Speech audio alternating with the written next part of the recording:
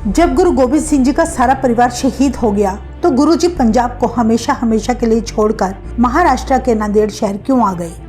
इस वीडियो में हम आपको बताएंगे कि नांदेड़ रहते हुए गुरुजी पर कातिलाना हमला करने वाले 2 नहीं बल्कि 3 पठान थे, जिन्हें बहादुर शाह और वजीर खान ने गुरुजी को खत्म करने के लिए भेजा था। आखिर क्यों गुरुजी पर इतनी क्रूरता से हमला किया गया? जिस बहादुर शाह को गुरुजी ने देश का बादशाह बनाने में बड़ी मदद की, क्यों उसने इतना बड़ा विश्वासघात किया? वीडियो के एंड में हम आपको ये भी बताएंगे कि गुरुजी ने सिंहों से क्यों कहा कि तुर्कों पर कभी भरोसा नहीं करना, और क्यों गुरुजी ने कहा कि बहादुर शाह पागल होकर मरेगा और फिर विदेशी बात पर हमला करेंगे। इन सभी बातों को आज की वीडियो में हम आपको बताएंगे। सो वीडियो को आप एंड तक जरूर देखें, क्योंकि गुरु गोबिंद सिंह जी के आखिरी पलों की ये साखी आपने पहले कभी नहीं सुनी होगी।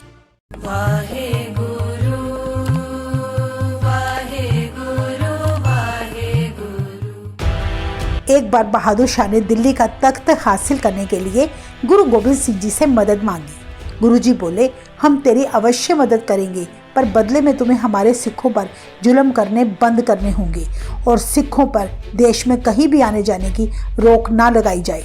तीसरी शर्त, वजीर खान जिसने छोटे साहिबजादों का कत्ल किया है, उसे सख्त से सख्त सजा दिलाई जाए। बहादुर शाह तब गुरुजी की दी गई सारी शर्तें मान गया। ये देखकर गुरु गोबिंद सिंह जी ने तब अपने हजारों सिखों को भेजकर बहादुर शाह के भाई तारा आजम के साथ हुए युद्ध में जीत हासिल कराकर बहादुर शाह को दिल्ली का बादशाह बना दिया। बादशाह की गद्दी पर बैठते ही वो गुरुजी को दिए गए सारे वादे भूल गया। जब गुरुजी ने देखा कि बहादुर शाह ने उन्हें धोखा दिया है, तो गुरुजी ने पंजाब में मुगलों के जुल्म खत्म करने के लिए बाबा बंदा सिंह जी को अपना सिंह सजा के शस्त्र सहित कई सिंहों को उनके साथ पंजाब भेजा और हुक्म दिया कि मुगलों की जड़ें पंजाब से खत्म कर दो। इस बात की भनक जब बहादुर शाह को मिली तो वो आग बबूला हो गया। वो भूल गया कि आखिर वो गुरुजी की मदद से ही दिल्ली का बादशाह बना है। पर वो सिंहासन पर बैठते ही अहंकार में आकर गुरुजी से बोला, आप बंदा सिंह को रोको, वो पंजाब में मुगलों के विरुद्ध युद्ध करने लगा है। मैं जानता हूँ गुरुजी कि बंदा सिंह को आपने ही पंजाब भेजा है, पर आपने ये क्यों नहीं सोचा कि आपके गिनती के सिख हमारी मुगल फौज का कुछ नहीं बिगाड़ सकेंगे। मैं आपको बता देना चाहता हूँ कि आपकी इस चाल को कभी कामयाब नहीं होने दूंगा। मैं एक एक बागी को चुन चुन कर मारूंगा। पंजाब आकर मैं बंदा सिंह को खत्म कर दूंगा।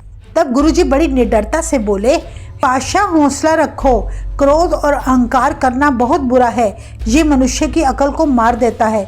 तुम शांत रहो और फकीरों के साथ मुकाबला ना करो। तुम पंजाब मत जाओ, और अगर जाओगे तो जिंदा वापस नहीं लौटोगे।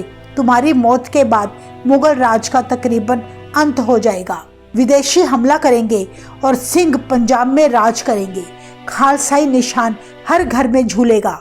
अकाल पुरख के हुक्म को कोई नहीं रोक सकता। गुरुजी ने बहादुर शाह से कहा कि मुझे ना तो धमकियों का डर है और ना मौत का।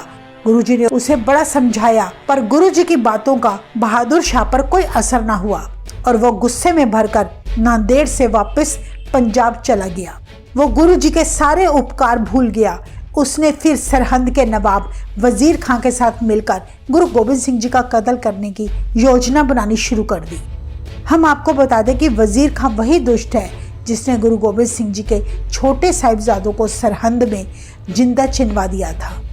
बादशाह ने ये घिनौनी चाल को कामयाब करने के लिए कुछ ऐसे पठान ढूंढने शुरू कर दिए जो अपनी जान तली पर रखकर गुरु जी का कत्ल कर सके। बहादुर शाह को पता था कि गुरु गोबिंद सिंह जी का कत्ल करने वाले का बचकर निकल जाना बड़ा मुश्किल था, क्योंकि गुरु जी सदा शस्त्रधारी रहते थे। उनके पास सिंह सूर में 24 घंटे पहरा देते थे। इतिहास में दर्ज है कि बहादुर शाह ने गुल खां और अताउल्ला खां दोनों पठान भाइयों को बुलाया। उन्हें लालच देते हुए कहा, देखो, इस्लाम की तरक्की के लिए किसी मुसलमान का किसी काफिर को मारना इस्लाम की बड़ी खिदमत करना है। अगर तुम किसी भी तरह गुरु गोबिंद सिंह जी का कत्ल कर दो, तब तुम्हें बहुत भारी इनाम दिया जाएगा और तुम्हें सूबेदार बनाया जाएगा। बहादुर शाह का हुक्म सुनकर वो दोनों पठान बुरी तरह घबरा गए। चाहे वो बहुत निर्दयी और खूनी दरिंदे थे, पर गुरु गोबिंद सिंह जी का कत्ल करने की बात सुनकर वो सहम गए। उनमें से अताउल्ला खान ने कहा, बादशाह, तुम अपने सिखों को कत्ल करने के लिए तैयार हो, पर मैं तुम्हें 2 शर्तों पर राजी हूँ। पहली शर्त, तुम मुझे 2 लाख रुपए दोगे। दूसरी शर्त, तुम मुझे 2 लाख रुपए दोगे तो मैं तुम्हें पंजाब से निकाल दूंगा। तुम्हारा हुक्म टालना मौत को बुलावा देना है और हुक्म को पूरा करना भी सांप के मुंह में हाथ देने के बराबर है।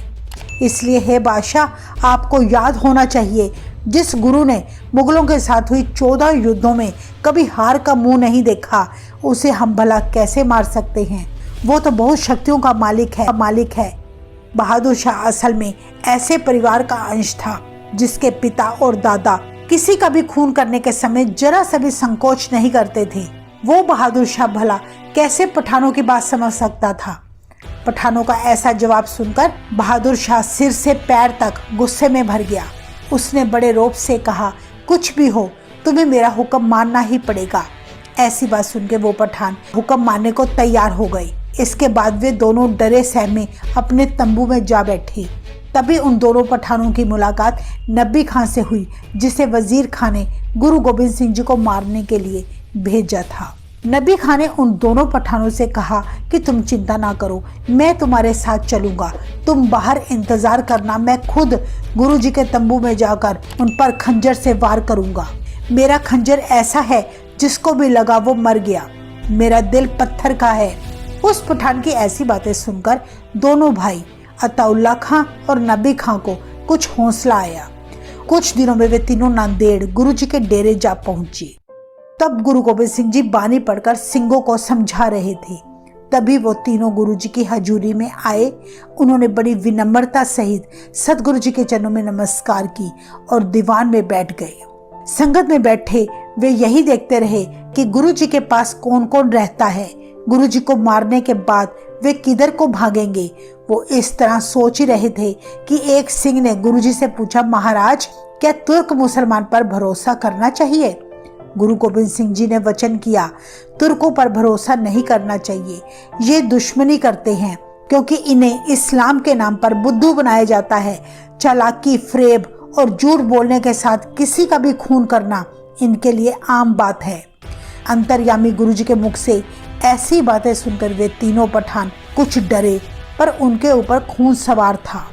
पैसों के लालच ने उन्हें अंधा कर दिया था। उनमें से एक पठान बोला, ये बात नहीं है महाराज, सारे तुर्क बेईमान नहीं होते। कई ऐसे भी हैं जो खुदा से डरते हैं, जो नेक कमाई करते हैं, कभी झूठ नहीं बोलते और ना ही किसी का खून करने का सोचते हैं। तब गुरुजी बोले, अच्छी बात है, पर जो गलत कर्म करता है उसे अपने करने का फल इस जन्म में भोगना ही पड़ता है। सिंहों को सिर्फ अकाल पुरख और अपने शस्त्रों पर भरोसा करना चाहिए। ऐसी बातें सुनकर वे तीनों पठान बुरी तरह घबरा गए। वे डर के मारे पसीना पसीना हो गए और माथा टेककर उठ खड़े हुए। जब पठान उठकर कुछ दूर चले, तब गुरुजी के सिंहों ने कहा, गुरुजी, ये तीनों पठान सुख से नहीं आए। ऐसा प्रतीत हो रहा है ये जैसे आपको मारने के उद्देश्य से आए हों। जरूर किसी दुश्मन ने इन्हें लालच दिया है। उनके माथे पर आया पसीना उनकी हालत को प्रकट कर रहा है। शांति की मूर्त गुरु गोबिंद सिंह जी तब बोले, जैसे अकाल पुरख का हुक्म है वैसा ही होगा। हमारा तन मन धन सब खालसा पंथ का है। अगर पंथ के बदले शहीद होने का हुक्म है तो उसको कोई नहीं रोक सकता। पापी का काम है पाप करना और धर्मी का काम है धर्म करना। गुरुजी तब अपने तंबू में चले गए। कुछ समय बाद उन्होंने अपनी पत्नी माता साहिब कौर जी को बुलाया और उन्हें हुक्म दिया कि आप भाई मनी सिंह जी के साथ वापस दिल्ली चले जाएं, क्योंकि आने वाले दिनों में यहाँ जो कुछ होना है उसे आप देख नहीं पाओगे। गुरुजी अंतर्यामी थे, भविष्य में क्या होना है सब जानते थे। गुरुजी के ऐसे वचन सुनकर माताजी विनती करते हुए बोले, हे दाता, कृपा करके आप मुझ दासी को अपने चरणों में रहने दो। मैं आपके चरणों में ही अपने प्राण त्यागना चाहती हूँ। आपके बिना मेरा कोई नहीं, मैं किसके सहारे दिल्ली जाकर दिन काटूं? गुरुजी मुस्कुराते हुए बोले, तुम्हारा पुत्र खालसा पंथ है, पंथ तुम्हारी अमर निशानी रहेगी। सारे सिंह तुम्हारे पुत्र होंगे। इतने बड़े परिवार वाली और इतनी भाग्यवान स्त्री और कौन हो सकती है? तुम दिल्ली चले जाओ और जीवन का बाकी समय वहां रहते हुए वाहिगुरु सिमरन में बिताओ। गुरुजी का आशीर्वाद लेकर माताजी भारी मन से दिल्ली वापस लौट गए। गुरुजी की ये बातें सुनकर तब गुरुजी के पास मौजूद सिंह सब कुछ समझ गए थे कि आने वाले दिनों में कुछ ना कुछ जरूर घटित होने वाला है। तभी तो गुरुजी अपने सगे संबंधियों को अपने से ही दूर करने में लगे हैं। दूसरी तरफ वे तीनों पठान गुरुजी का विश्वास पाने के लिए हर रोज संगत में आने लगे। वे गुरुजी के साथ ही रहते थे, लंगर छकते, लंगर में सेवा करते और कई बार गुरुजी के साथ शिकार खेलने भी जाया करते। जिन गुरु के सिंहों को उन पठानों पर शक था, धीरे धीरे वो भी पठानों के रवैये को देखकर उन पर विश्वास करने लगे। एक दिन शाम को रहरास साहिब के पाठ की समाप्ति के बाद गुरुजी अपने तंबू में विश्राम करने गए। 2 सिंह गुरुजी के तंबू के बाहर पहरा दे रहे थे। तब गुल खां और अताउल्ला खां तंबू के पिछली तरफ पहरा देने लगे और तीसरा पठान नबी खां दबे पांव तंबू की पिछली तरफ से अंदर दाखिल हुआ। उसने सारे तंबू में निगाह डाली। उसके हाथ में तेज धारी कटार थी। बिना एक पल गवाए उसने गुरुजी की छाती में जोर से कटार घोंप दी। जैसे ही वो गुरुजी पर दूसरा वार करने लगा तो गुरुजी ने अपनी सिरी साहिब से नबी खां पर ऐसा वार किया कि एक ही वार से उसके 2 टुकड़े हो गए। इसके बाद गुरुजी ने अपने जख्म को कपड़े के साथ बांधा। तंबू के अंदर हलचल होती सुनकर बाहर खड़े सिंह दौड़कर गुरुजी के पास आए। गुरुजी को खून में लथपथ देखकर फौरन सिखों ने लपक कर बाहर भाग रहे गुल खां और अताउल्ला खां को दबोच लिया और दोनों को मौत के घाट उतार दिया। दोनों पठानों को मारकर सिंह गुरुजी के पास गए हट दूर करने के लिए। तब गुरुजी ने सिंहों को हौसला देते हुए कहा, सिंहों, कोई चिंता ना करो, अकाल पुरख ने जो लेख लिखे हैं वो होकर ही रहने हैं। बस तुम हकीम को मरहम पट्टी के लिए बुलाओ। इस तरह हकीम ने गुरुजी का जख्म साफ करके टांके लगाकर पट्टी बांध दी। इतनी पीड़ा में भी गुरुजी मुस्कुराते हुए सिंहों से वचन करते रहे। कुछ देर में खून बहना तो बंद हो गया, पर जख्म बड़ा गहरा था। गुरुजी सिंहों को हौसला देते जा रहे थे कि उन्हें कोई तकलीफ नहीं है, जल्दी ही ठीक हो जाएंगे। इतिहास में दर्ज है, खून बहुत बहने के कारण गुरुजी का रंग पीला पड़ चुका था, लेकिन उनके चेहरे से मुस्कुराहट दूर नहीं हुई। गुरुजी के सिंह हर वक्त गुरुजी के पास ही रहने लगे। उन्हें खाना पीना भी कुछ सूझता नहीं था। वो तो बड़े ही उदास थे क्योंकि गुरुजी के दर्शनों के साथ ही वो जीते थे। सिंह कुछ समय बाद गुरुजी से पूछते रहे, अब क्या होगा गुरुजी, अब हम क्या करेंगे? गुरुजी शांत चित्त होकर बोले, गुरु घर के प्रेमियों, चिंता ना करो, अकाल पुरख हर समय तुम्हारी सहायता करेंगे। हम तो सदा तुम्हारे अंग संग हैं ही। गुरुजी बोले, सिंहों, शहीदियों से सिखों की रूह कभी नहीं मर सकती, वो हमेशा बढ़ती रहेगी। जैसे जैसे दिन बीतते गए गुरुजी स्वस्थ होते गए, पर एक दिन अचानक गुरुजी जब अपने दरबार में बैठे धनुष की कमान खींचने लगे तो उनके टांके खुल गए। तेजी से खून बहने लगा।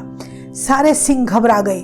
जैसे ही वो हकीम को बुलाने के लिए जाने लगे तब गुरुजी ने सिंहों को रोका और उनके साथ वचन किया, अब हमारा सचखंड जाने का समय आ चुका है। जहां से आए थे वापस उधर ही जाना है, क्योंकि जीवन भोगने के जितने दिन लिखे थे वो पूरे हो चुके हैं। गुरुजी के मुख से ऐसे कठोर वचन सुनकर तब सारे सिंह बड़ा घबरा गए। उनके नेत्र आंसुओं से भर गए। सिंह बोले, ये क्या कौतक है गुरुजी, आप क्या कह रहे हैं? अब आप हमें छोड़कर चले जाएंगे? सिंहों ने पूछा, महाराज, अब हमारा गुरु कौन होगा? हमारी फरियाद अब से कौन सुनेगा? हमें हुक्म कौन करेगा? एक सिंह ने रोते हुए कहा, हे कलगीधर पिता, हमें भी अपने साथ ले जाओ, आपके बिना जीना बड़ा कठिन है। जब गुरुजी की बाकी सारी संगतों को खबर मिली कि गुरुजी परलोक गमन करने वाले हैं तो दूर दूर से गुरुजी के दर्शनों को संगति आने लगी। गुरुजी बोले, संगतों, अकाल पुरख का सिमरन करते रहना, हम देह छोड़ रहे हैं पर आत्मा तुम्हारे पास ही रहेगी। कहते हैं गुरुजी ने तब श्री गुरु ग्रंथ साहिब जी के आगे 5 पैसे और 1 नारियल भेंट रखा। गुरुजी ने माथा टेका और श्री गुरु ग्रंथ साहिब जी को तिलक लगाया। गुरु ग्रंथ साहिब जी की 3 परिक्रमा लेके उन्हें सिखों का अगला गुरु घोषित कर दिया। गुरुजी ने संगतों को हुक्म दिया कि आज के बाद कोई देहधारी गुरु नहीं होगा। आज से मेरा खालसा पंथ केवल श्री गुरु ग्रंथ साहिब जी को अपना गुरु मानकर उनके उपदेशों को अपने जीवन में अपनाएगा। जो 10 साहिबान गुरुओं के दर्शनों की इच्छा रखेगा उसे श्री गुरु ग्रंथ साहिब जी में हमारे दर्शन होंगे।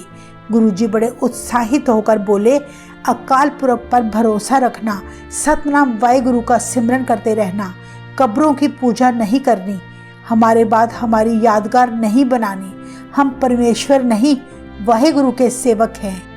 गुरुजी ने अपने लिए तब चंदन की चिता तैयार करवाई। उनके चारों ओर कनाते लगाकर सिंहों को वहां आने से मना कर दिया। ये देखकर सिंह और भी भावुक हो गए। उस समय गुरुजी ने शरीर रूप में अपने आखिरी दर्शन दिए। गुरुजी की उम्र कहते हैं तब करीब 42 वर्ष की थी। इस उम्र में ऐसे महान आत्मा का संगतों से बिछड़ जाना कुदरती तौर पर बड़ा दुख का कारण है। गुरुजी ने सारी संगतों को घर जाने का हुक्म दे दिया और अपने एक सिंह भाई संतोख सिंह को रुकने को कहा। गुरुजी ने उस सिंह के साथ वचन किया कि जो भी दान के रूप में हमारे स्थान पर धन एकत्रित होगा उससे केवल लंगर चलाना। इतिहास में दर्ज है कि अगली सुबह गुरुजी चिता पर चौंकड़ा मारकर बैठ गए। तब संगतों ने तंबू के अंदर ढेर सा प्रकाश देखा। इसी बीच गुरुजी सचखंड जा विराजे। आज गुरुजी के उसी स्थान पर गुरुद्वारा हजूर साहिब सुशोभित है। चाहे गुरुजी ने अपने स्थान पर यादगार बनाने को मना किया था, पर महाराजा रणजीत सिंह ने गुरुजी की कुर्बानियों को, उनके कल्याणकारी कामों को याद रखने के लिए उसी स्थान पर गुरुद्वारा हजूर साहिब बनवाया, जो सिखों के 5 तख्तों में से एक है।